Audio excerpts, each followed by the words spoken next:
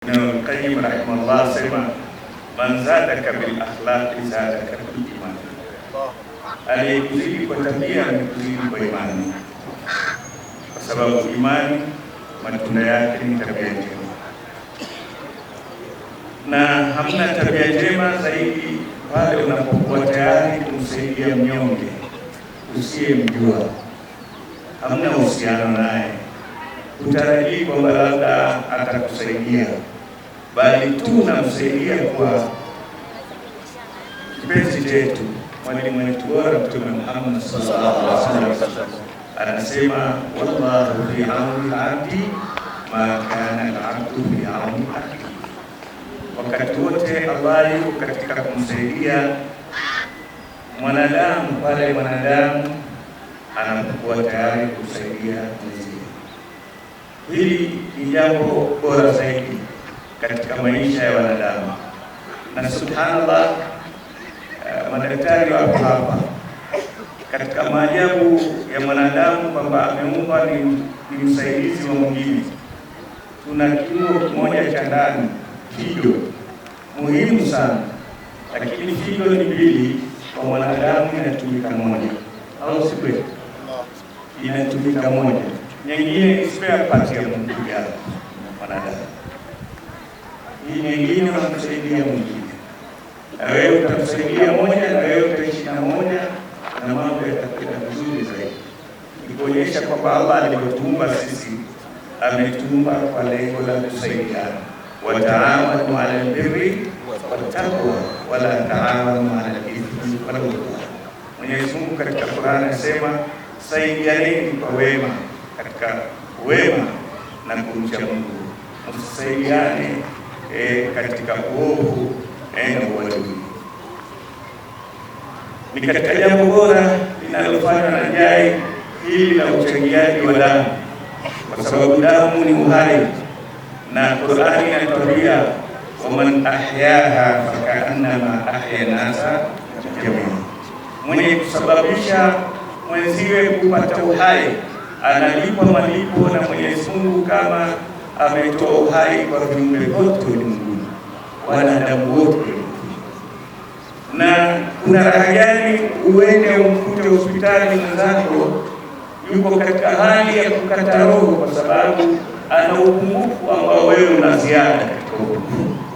Wewe una damu ya zaidi, mwenzako hana damu, kifo kiko usoni, na usimsaidie.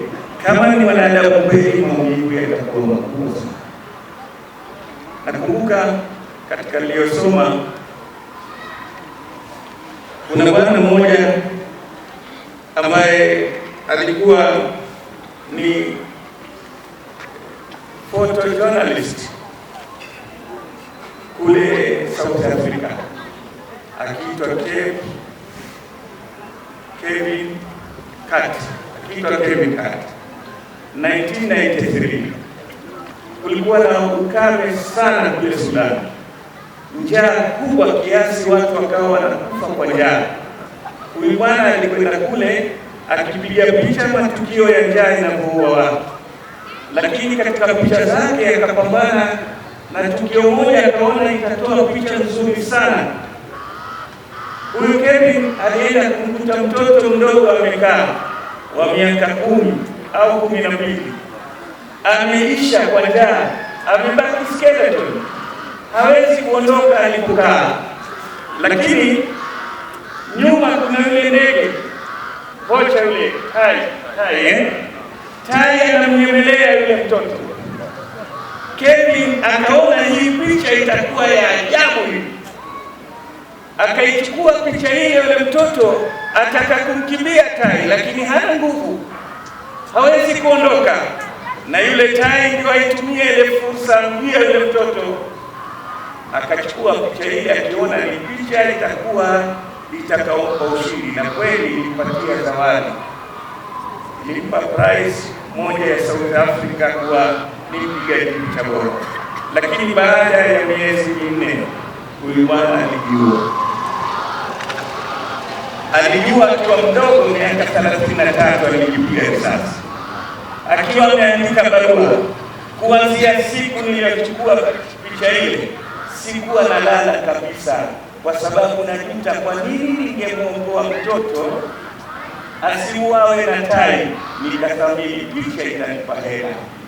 Kwa hivyo hili lilinihuzunisha kuona mimi ndiye sababu ya kifo yake. Ningeweza kumwokoa, lakini nilithamini pesa, nikachukua picha nisimwokoe mtoto. Akili yangu ilishindwa kulala, na ikabidi mwisho akaamua heri nijue, maana dunia haina raha na mimi. Huu ni mfano wa duniani. Kevin hakuwa Muislamu, lakini ubinadamu, dhamira ilimsuta. Kwa nini hakuokoa maisha mwingine? Je, wewe Muislamu ulioambiwa kwamba man ahyaha fakaannama ahya nasa jamia, damu yako pointi moja yaweza kumpata mzazi pale, ikawa ni sababu ya yeye kuokoa maisha yako, au watoto wadogo pale chini ya miaka 5 wanakumbwa sana na matatizo haya. Naamini kwa dhamira yako njema na imani ulionayo, chagua la tabia njema jana, hakuna atakayebaki hapa ila atachangia damu leo. Wapenzi, haya maisha si yetu, ni ya Mwenyezi Mungu, na tukimfurahisha Allah na Mwenyezi Mungu atakufurahisha.